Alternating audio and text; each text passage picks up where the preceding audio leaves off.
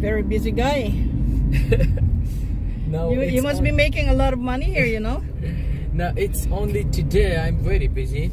Your girlfriend will be lucky. I don't have any. You don't have any? No. No time for girlfriend? No, I have time. I have 2 days off.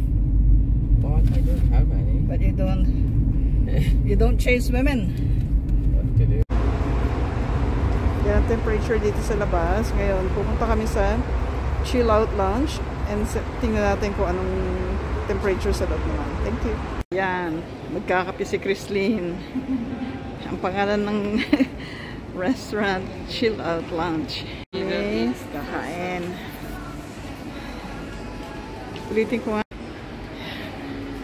We're gonna have something to eat here. So, 26 degrees sa labas. And dito, new chilled experience, it says. Alright, let's go. Hello, Dong. Pilipino ka? Yes po. Welcome to Chill Out po. Palamigin mo nga kami at ano. Hi, shoot po, ma'am.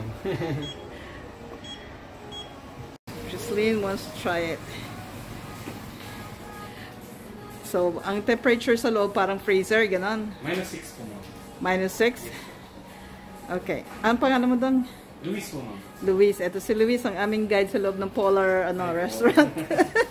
Go on. Go for it, Chrislyn. Put your jacket on and your shoes. Luis. Chrislyn. Ay, ito yung zipper po sa may taas.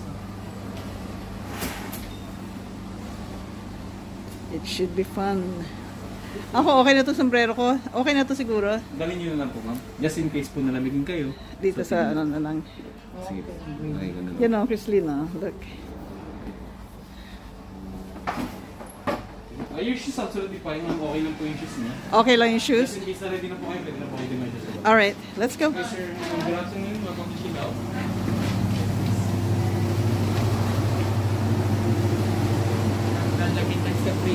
Open.